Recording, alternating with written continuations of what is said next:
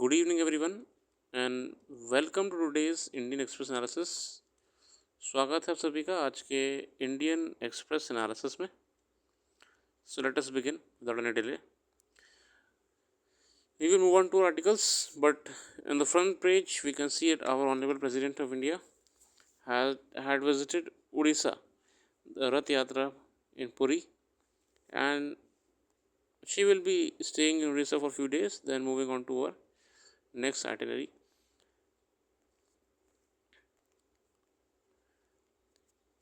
अगर हम आज के आर्टिकल्स की बात करें तो ये और आर्टिकल बफर स्टॉक्स को लेके है, जान लेते हैं. The reserve bank of India maintains foreign exchange reserves. हम जानते हैं कि फॉरेन एक्सचेंज रिजर्व्स मेंटेन करता है नाउ एट ओवर $650 बिलियन. ठीक है ना, इतना रिजर्व मेंटेन करता है इस समय currently $650 billion. Not to interfere with the normal functioning of the currency market. It seeks instead to ensure that exchange rate movements while market determined are orderly and there is no excessive volatility. देखिए ये reserves वगैरह ज़रूरी क्यों होते हैं, क्योंकि ताकि market में वो पैसा समय समय पे अगर ज़रूरत पड़े, ठीक है ना, अगर आरबीआई को ज़रूरत पड़े तो वो मार्केट में पैसा पंप कर सके या वापस ला सके, या फिर अगर मार्केट बहुत स्लो चल रही हो तो उसका जो गति है, जो स्पीड है, उसको बढ़ा सके. ये सब हम जानेंगे मॉनेटरी पॉलिसी में, ठीक है ना. इकोनॉमिक्स में आप कभी अध्ययन करेंगे तो आप मॉनेटरी पॉलिसी पढ़ेंगे, कैसे आरबीआई रिजर्व्स का इस्तेमाल करता है इंटरनल मार्केट को मैनिपुलेट करने के लिए या बैलेंस आउट करने के लिए, साथ ही साथ में कैसे एक्सटर्नल मार्केट को, और एक्सटर्नल मार्केट तो नहीं कर सकता मगर external currency rate, exchange rates को वो ऑल्टर करके भी domestic market as well as global market में अपने हिसाब से परिवर्तन ला सकता है. मगर ऐसा तभी होता है जब उसके पास खुद पैसा रिजर्व में रखा हो, जो कि इस समय $650 बिलियन है, ठीक है ना.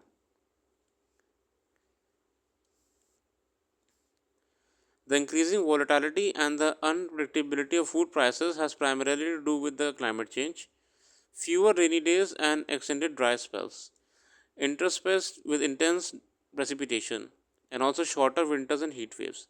मतलब फूड प्राइसेस में जो एकदम से मुद्रा का उछाल हो रहा है, प्राइस का चेंजेस आ रहे हैं, उसके कारण बहुत सारे हैं. क्लाइमेट भी है, ज़रूरत से ज़्यादा बारिश या लंबे समय तक सूखा या लंबे समय तक बारिश या ठंड का कम ज़्यादा होना, ये सारे कारण हो सकते हैं फूड प्रोडक्शन को अफेक्ट करने के लिए. साथ ही साथ में फूड से संबंधित पूरे सेक्टर को इफेक्ट करते हैं. The latter effects have been felt in this time in poor crops of rabi. जब फसल ज़्यादा अच्छी नहीं आई है टोमेटो की, पोटैटो की, आलू की, टमाटर की. Such supply shocks weather induced by climate, war और pandemic typically engender very large price spikes. ठीक है ना, क्लाइमेट की वजह से अगर ज़रा सा भी प्राइस में, प्रोडक्शन में, पहली बात तो उत्पादन में कम ज़्यादा परिवर्तन हो जाता है, फसल ख़राब हो जाती है, कम आती है या ज़्यादा आती है, मार्केट पर असर पड़ता है. अब प्राइस राइज कैसे हो रहा है, वॉलेटिलिटी कैसे हो रही है, क्योंकि फसल का नुकसान हो जा रहा है. अत्यधिक एक्सट्रीम क्लाइमेट, टेम्परेचर्स एवं समय समय पे हो रहे वेदर चेंजेस की वजह से. और सिर्फ क्लाइमेट ही नहीं, क्लाइमेट तो एक फैक्टर है, क्लाइमेट के साथ साथ वॉर, फिर पेंडेमिक, किसी चीज़ें भी आपका वेजिटेबल प्रोडक्शन वगैरह पर असर डालती हैं.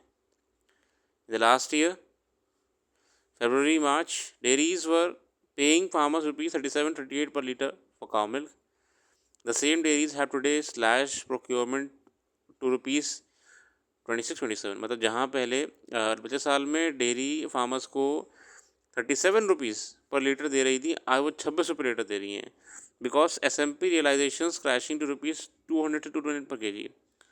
SMP क्या है, स्किम्ड मिल्क पाउडर होता है. आप SMP के बारे में अगर आपको जानना है तो मैंने इसके बारे में वेबसाइट पर लिखा हुआ है, और हमारी पुरानी वीडियोस में भी आपको ये मिल जाएगा। ज़्यादा पुरानी वीडियो नहीं है, मेरे ख्याल से 4 तारीख वाली वीडियो में होगा। SMP स्किम्ड मिल्क, आप वीडियो में देखिएगा, थंबनेल होगा, थंबनेल में यहाँ पे मिल्क बना होगा, उसी वीडियो में SMP के बारे में पूरा बताया हुआ है मैंने। वरना वेबसाइट पे चल रही है, वेबसाइट पे जैसे जाएंगे आप, सर्च इंजन होगा, जब सर्च कर लीजिएगा SMP या फिर स्किम्ड मिल्क, आपको उसके बारे में पूरा पता लग जाएगा। तो इस बार स्किम्ड मिल्क की वजह से भी दाम में परिवर्तन आया है, ठीक है ना। देखिए, अब देखिए 200 रुपये से 315 हो गया।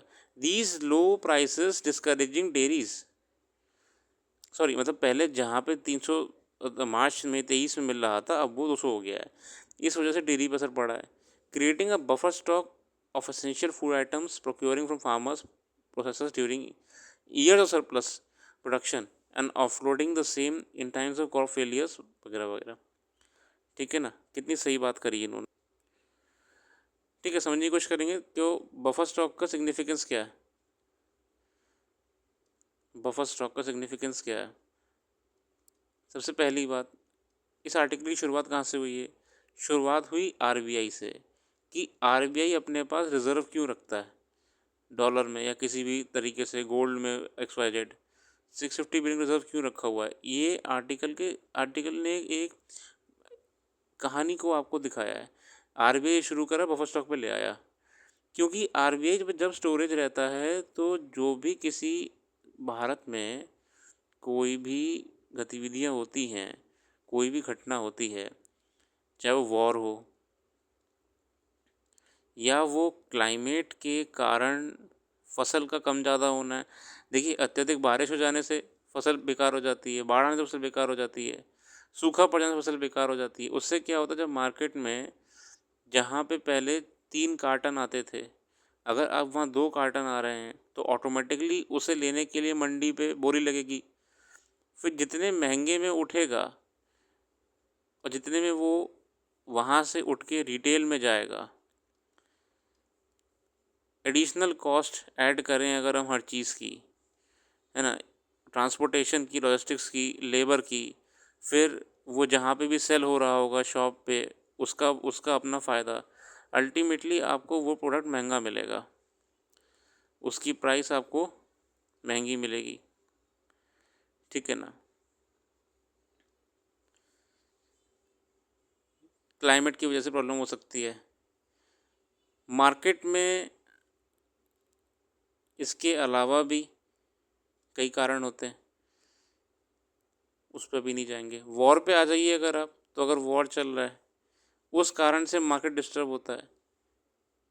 RBI का इस पूरी कहानी में लिंक कहाँ पे हो रहा है, कि जैसे RBI इतना पैसा रिजर्व में रखता है, और अगर आप यहाँ पे इन क्रेट्स को आप बदल दीजिए, इन्हें आप मनी कर दीजिए, कि मार्केट में मनी या गुड्स कह दीजिए, किसी भी कारण से अगर ये जो सप्लाई चेन है इसमें प्रॉब्लम आती है, या कोई भी चीज़ ज़रूरत से ज़्यादा महंगी मिल रही होती है तो बायर्स लेने से मना कर देते हैं, या कोई भी चीज़ बहुत सस्ती मिल रही होती है तो मार्केट में एक्सेस मनी फ्लो होना शुरू हो जाता है, या उस चीज़ के प्राइस में चेंज होने से मार्केट डिस्टर्ब हो जाती है। RBI इस चीज़ को मैनेज कैसे करता है। RBI अपने मौजूद रिजर्व से ही बैलेंस आउट करने का प्रयास करता है।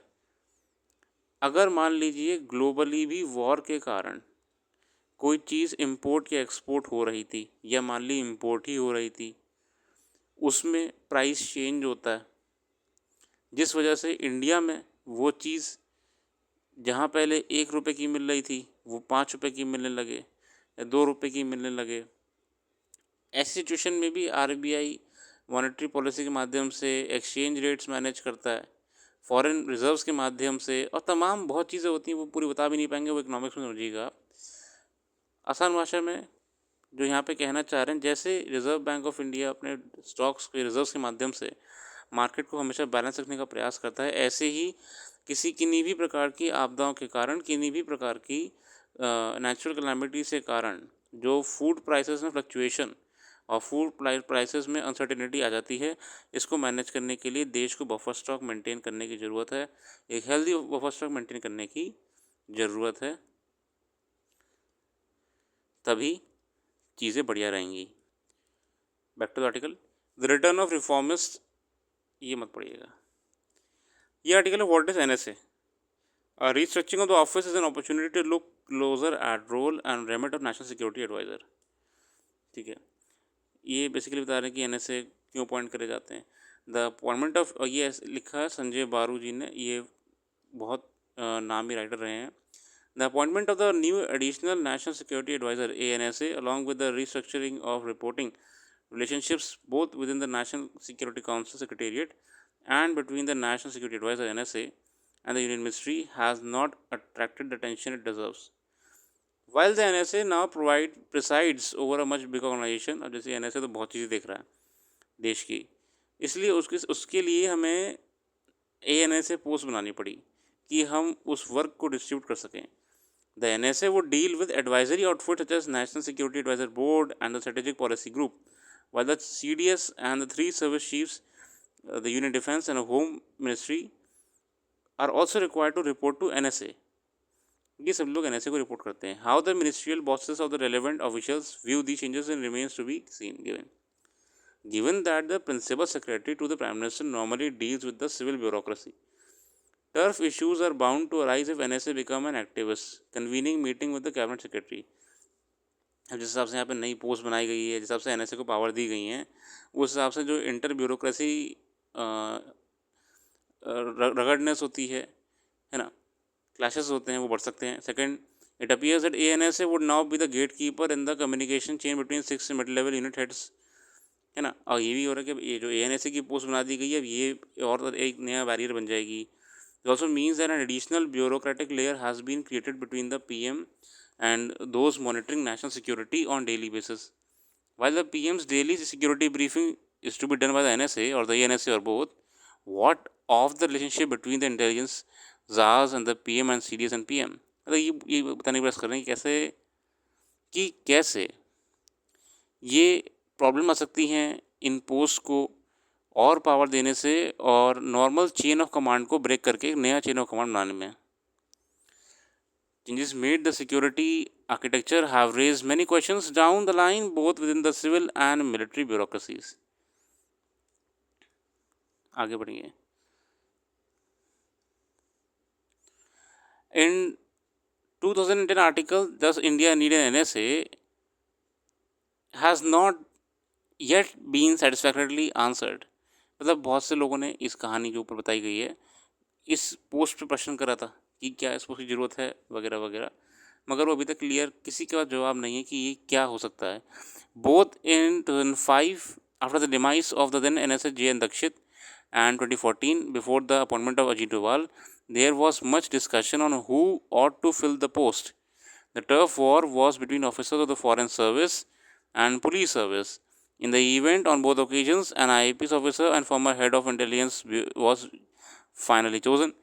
और इवन NSA की पोस्ट के लिए समय समय पर ये इंटर कैडर राइवलरीज रही हैं कि ये IPS को मिलनी चाहिए, फॉरेन सर्विस को मिलनी चाहिए। The absence of any clearly laid out criteria and qualifications for the post and worse clearly specified duties, मतलब ये कुछ समस्या इसमें रही हैं कि क्लियरली नहीं बताया हुआ कि ये पोस्ट क्या काम करेगी, किसके लिए काम कर रही है, क्या एजेंडा है। It is like everything under the sun. When Prime Minister Atal Bihari Vajpayee first created the post, he chose to name Principal Secretary to the PM as the NSA from 1998 to 2004। Late Brajesh Mishra defined the work of NSA by living that role। बाकी सब कहानी रखी हुई पड़िएगा आप। Finally, given the recent ongoing controversy about the activities of RNW brought into global focus by charges leveled by the state agencies in Canada and the US, as well as the controversy, मतलब अभी देखिए हाल ही में क्या हुआ था ना, जो आप देखिए इंटरनेशनली कनाडा में कुछ किलिंग्स हुई हैं, US में कुछ किलिंग्स हुई हैं, और उसके लिंक कहीं ना कहीं जोड़े गए इंडिया से, जो कि कनाडा ने आरोप लगाया कि हमारी जो इंटेलिजेंस विंग्स हैं वो ये सब ऑपरेट कर रही हैं, आरोप लगाया है। इसमें भी NSA का रोल बहुत आया, क्योंकि NSA ही डायरेक्टली ये चीज़ों में इन्वॉल्व रहते हैं, ठीक है ना। As well as controversy around the decision of making process with respect to Agniveer initiative, the role and remit of the NSA have once again come into focus। Should the NSA have a diplomatic, bureaucratic, military, police or intelligence backing? Is national security management about the intelligence gathering और processing? ये भी अच्छा question mark है कि क्या ज़रूरी है एक एनएसए को इन बैकग्राउंड से ही होना, और क्या नेशनल सिक्योरिटी इंटेलिजेंस गैदर करने का काम है, प्रोसेस करने का काम है? बहुत सारे प्रश्न इस पोस्ट को लेके वही सब बताया उन्होंने यहाँ पे. A restructuring offers an opportunity for a fresh look at these questions. The Kargil Review Committee, chaired by K. Subramaniam, had suggested that Chief Defence Staff (CDS) should directly report to PM by giving the NSA a cabinet rank and the CDS the rank of secretary to the union government. The political leadership has done a disservice to the armed forces. अब देखिए यहाँ पे प्रश्न क्या आ रहा है कि इतनी चेन ऑफ कमांड्स बन गई हैं जो ऊपर रिपोर्ट करेंगी, ये कन्फ्यूजन क्रिएट करेगा. ठीक है ना. यहाँ पे restructuring offers an opportunity for a fresh look at these questions. जो कारगिल रिव्यू कमेटी थी, KRC थी, इसमें जो बात करी गई थी कि CDS रैंक की पोस्ट बनाई जाएगी चीफ डिफेंस स्टाफ, जो कि CDS साहब रहेंगे वो डायरेक्टली PM को रिपोर्ट करेंगे. मगर अब NSA को जिस हिसाब से एक नई पोस्ट चल रही है NSA की, और NSA को बीच में ले आया है, तो ये कम्युनिकेशन अब कुछ इस तरह दिखाई दे रहा है. और दूसरी बात, NSA को कैबिनेट रैंक की पोस्ट दे दी है और CDS को, चीफ डिफेंस स्टाफ को, एक सेक्रेटरी रैंक की पोस्ट दे दी है. इससे कहीं ना कहीं डिससर्विस है आपकी आर्म्ड फोर्सेस के लिए भी, खासी में जो ऑब्जेक्टिव था CDS की पोस्ट बनाने का. The CDS is not even a permanent member of the Cabinet Committee on Security. Given the challenges being faced with respect to defense modernization and the organization, and given the security environment in our neighborhood, the CDS must report directly to the PM and only maintain a consultative relationship with the NSA. तो इसमें जो author साहब कह रहे हैं, संजय बारू, कि ऐसा मत करिए, आप जो CDS साहब रहेंगे उनको डायरेक्टली अलाउ करिए कि वो PM से बातें करें और उससे स्पीडी सॉल्यूशंस मिलेंगे प्रॉब्लम्स को लेके, वो भी ऐसे दौर में जहाँ पे आर्मी पे बहुत चैलेंजेस हैं, मॉडर्नाइजेशन के हैं, और जिस हिसाब से हमारे नेबर्स वॉरफेयर में हर समय चैलेंज करते रहते हैं, कुछ ना कुछ स्किर्मिश होती रहती हैं. ऐसे समय में खासकर हमें CDS को डायरेक्टली रिपोर्ट करवाना चाहिए PM साहब को.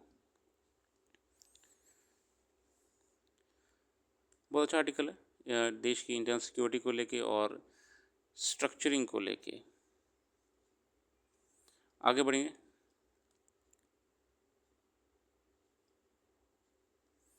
ये आर्टिकल जूलियन असांज को लेके थे, आपके इतने काम में नहीं आएगा, रहने दीजिएगा. इसके अलावा अभी एक न्यूज़ थी क्रेडिट रेटिंग एजेंसीज को लेके, उसमें मैं अलग से कवर करूँगा क्रेडिट रेटिंग एजेंसीज को लेके.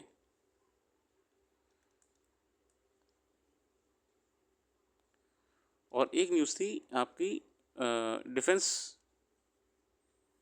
को लेके, फॉरेन पॉलिसी में, मैं उसके लिए अलग से कवर करूँगा. और अभी PM साहब हमारे गए हैं रशिया, उसके बारे में आर्टिकल है. उससे पहले हम बात करेंगे आर्कटिक में वाइल्ड फायर्स के बारे में. Smoke from ranging wildfires has once again darkened the skies over the Arctic. It is the third time in the past 5 years that high intensity fires have erupted in the region. Russia में शाखा जगह है, वहाँ पे भी ये समस्या आ रही है. The June monthly total carbon emission from the wildfires are third highest of the past 2 decades. जो wildfires से कार्बन एमिशन हो रहा है वो बहुत ही ऊंचे स्तर पे है. It's very high levels. Wildfires have been a natural part of the Arctic's boreal forest or snow forest and tundra ecosystems.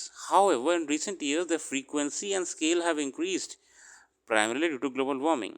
देखिए, मैंने एक चीज़ पहले भी क्लियर करी है हमेशा कि देखिए क्लाइमेट चेंज तो होके रहेगा, ये एक नॉर्मल जियोलॉजिकल फिनोमिना है.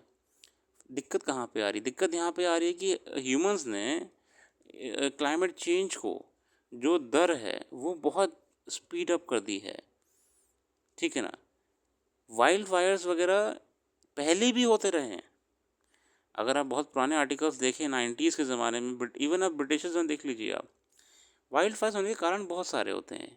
सूखे पत्ते होना, बहुत लंबे समय तक बारिश ना होना, ह्यूमिडिटी ख़त्म हो जाना गर्मी में, या फिर कैंप फायर्स वगैरह से लग जाती है। दिक्कत क्या आ रही है कि जो वाइल्ड फायर्स जो पहले होते थे और अब होते हैं, फ़र्क कितना आ रहा है कि जो फ्रीक्वेंसी है, the frequency of wild fires are occurring has risen and specially due to global warming and climate change. So we have speed up the whole phenomena.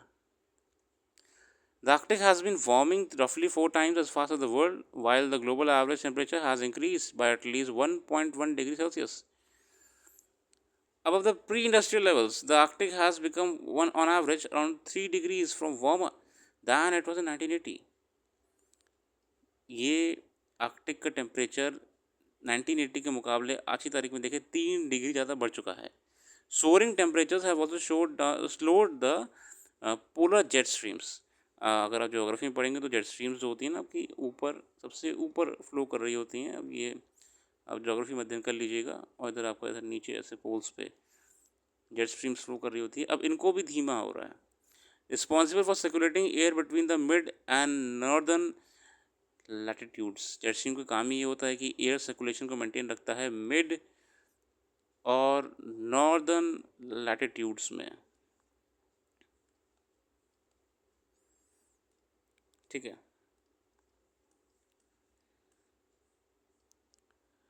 All three factors, rising temperatures, more frequent lightning and heat waves, while most likely worsen in the coming years. और दूसरी बात है कि heat waves आना, temperature का बढ़ जाना, global warming से होना, ये चीज़ें बढ़ने ही वाली, कम नहीं होगी.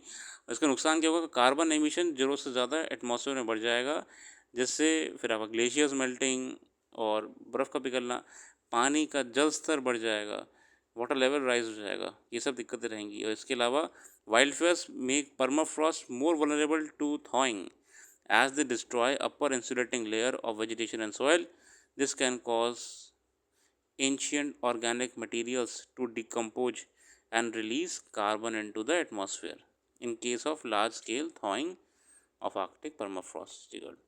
और जिस हिसाब से गर्मी और तापमान बढ़ता रहेगा, उस हिसाब से तो विशेषकर जो परमाफ्रॉस्ट है, परमानेंट कोल्ड है आर्कटिक रीजन, ये भी बढ़ते तापमान के कारण पिघलना शुरू हो जाएगा. अगला आर्टिकल है Denisovans hunted yaks hyena marmots what new studies से.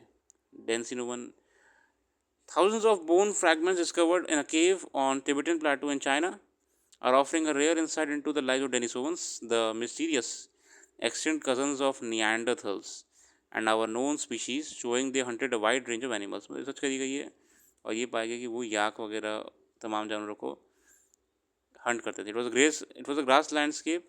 बेसिकली हम बात करें यहाँ पे गैंजिया बेसन के बारे में. The small forested areas teeming with life despite of harsh conditions. The animals were butchered for meat. अब हम जानते हैं कि खाने के लिए ही मारते थे, इसलिए कुछ खास नहीं है. और रशिया की बात करें अगर हम, रशिया में पीएम साहब गए हुए हैं. India's relationship with Russia is 7 decades old. Veteran Indian policy makers carry fond memories of the generosity and friendship of the USSR, a goodwill that has been transferred to the relationship with Russia. Even though the transactional approach of the Kremlin today is qualitatively very different on the worldwide and opportunities of the leadership of the erstwhile Soviet Union. मतलब देखिए, हमारी Russia के साथ बहुत लंबे समय तक पुरानी दोस्ती रही है. इंडिया की तो 70 years प्लस ही है. The USSR was India's main supplier of defence equipment during the cold war. और USSR ही था जिसने हमें डिफेंस सप्लाई करी थी कोल्ड वॉर के टाइम में, डिफेंस कोऑपरेशन को लेके. India and Russia have sign agreements for supply of S-400 triumph mobile surface to air missiles. ठीक है ना. MiG-21 टैंक्स, मिसाइल वगैरह वगैरह हमने बहुत लंबे समय तक डिफेंस प्रोक्योरमेंट्स रशिया से करे हैं. War and oil boost trade. Since the beginning of the war in Ukraine, India has been buying large amounts of Russian oil at a discount to cushion the inflationary impact of rising crude prices. और even Ukraine time में भी जो war चल रहा है आपका, तो हमने बहुत सा तेल रशिया से लिया हुआ है. Walking diplomatic tightrope, the war has, however, put India in a delicate diplomatic position with its Western allies.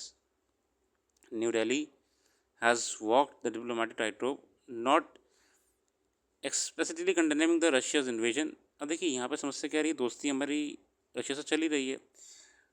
दुनिया ने प्रश्न करा है कि भैया आप एक ऐसे देश के साथ दोस्ती करे बैठे हो जो कि यूक्रेन में ज़रूरत से ज़्यादा आक्रमण कर रहा है और उसी टेरिटरीज़ को कैप्चर करते जा रहा है। तो ये इंडिया के लिए भी समस्या है, ठीक है ना। The Bucha massacre in the early weeks of war and expressing concern वगैरह वगैरह। On his November 22 visit, Jaishankar had conveyed that India is on the side of peace, respect for international law and support for the UN Charter. अब इन्होंने कहा था कि हम support करते हैं पीस के लिए वगैरह वगैरह। Lines open to Moscow and Kiev. There is a perception that India's position itself as neutral player that could be mediator between the two sides. अब इंडिया का यूक्रेन वॉर में जो रोल है लगभग न्यूट्रल चल रहा है, वो यूक्रेन सपोर्ट भी करता है और रशिया को सपोर्ट भी करता है ना। अब G7 की बात हुई इटली में, ठीक है ना, ज़ेलेंस्की साहब आए थे, रशिया से कोई नहीं आया था। Modi stayed away from peace summit on Ukraine hosted by the Switzerland last month, ठीक है, यूक्रेन में हुई थी आपकी। And India did not sign the joint communique Russia called summit a waste of time and did not attend the week, and India took the position that only those options are acceptable to both parties can lead to abiding peace. ये basically diplomatically, अब देखिए ये सब कहानी में जाइएगा, short में बताऊँ क्या कहानी है। शॉर्ट में ये है कि इंडिया और रशिया बहुत कारणों से एक साथ हैं, ठीक है ना, बहुत कारणों से। सबसे पहली बात तो ये है कि रशिया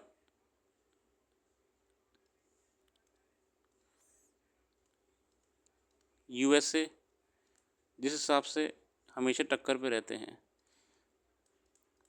इंडिया न्यूट्रल स्टेट रहता है। हमें रशिया से क्या क्या चाहिए, हमें इनकी डिफेंस टेक्नोलॉजी चाहिए जो कि हमको यूएस कभी नहीं देगा। यूएस ने बहुत मुश्किल से डिफेंस टेक्नोलॉजी शेयर करना शुरू करी है, वरना हमेशा कोई ना कोई बहाने से मना करता रहा है। और यूएस अननेसेसरी बहुत प्रोग्राम्स के माध्यम से, चाहे वो एनपीटी हो या वेरियस वॉर डॉक्ट्राइंस हो, उसके माध्यम से हम पे सिर्फ बैन ही लगाता आ रहा है। उसी टाइम पे रशिया ने हमें हर चीज़ में सपोर्ट करा है। इवन हमारा जो, अगर आप बात करें स्पेस मिशंस के बारे में, तो जिस मिशन में राकेश शर्मा जी गए थे, इंडियन एस्ट्रोनॉट, रशिया ने ऑफ़र करा था, ये आर्टिकल मैं मैगज़ीन में पढ़ा था, फ्री ऑफ कॉस्ट मैं आपके एक एस्ट्रोनॉट को लेके जाऊंगा, फ्री ऑफ कॉस्ट ऑफ़र करा था। हमारे स्पेस मिशंस में, स्पेस एक्सप्लोरेशन में रशिया का बहुत लंबा सपोर्ट रहा है। तो अगर हम बात करें कि रशिया और हमारी दोस्ती क्यों बनी रहेगी और बनी रहनी चाहिए, सबसे पहला कारण है हमारा डिफेंस को लेके हमें रशिया की ज़रूरत है, डिफेंस टेक्नोलॉजी। फिर ट्रेड, क्रूड ऑयल, डिप्लोमेसी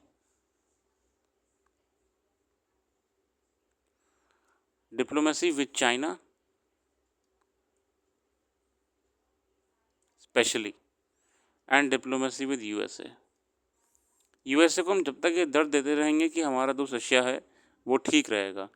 जिस समय हम यूएस से पूरी तरह दोस्ती कर लेंगे, उसी दिन यूएसए हमें भगा देगा।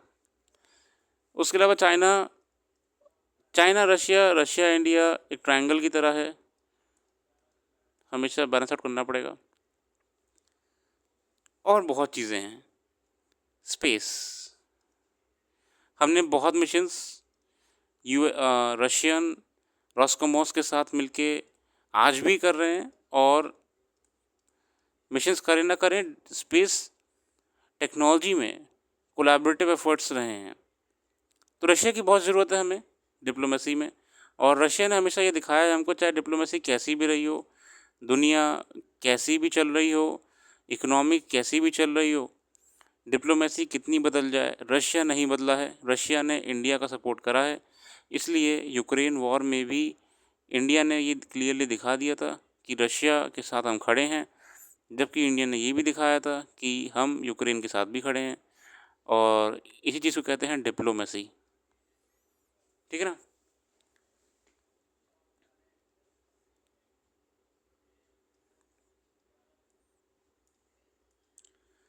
अब ये इसमें कंक्लूड करेंगे, Modi visit to Russia comes days after series of meetings between India and west. ये मीटिंग तब हो रही है जब हम लोग ने बहुत लगभग मीटिंग्स करी हुई हैं वेस्टर्न नेशन के साथ में। हमने G7 के माध्यम से करी हैं, ठीक है ना, उससे पहले G20 करा था।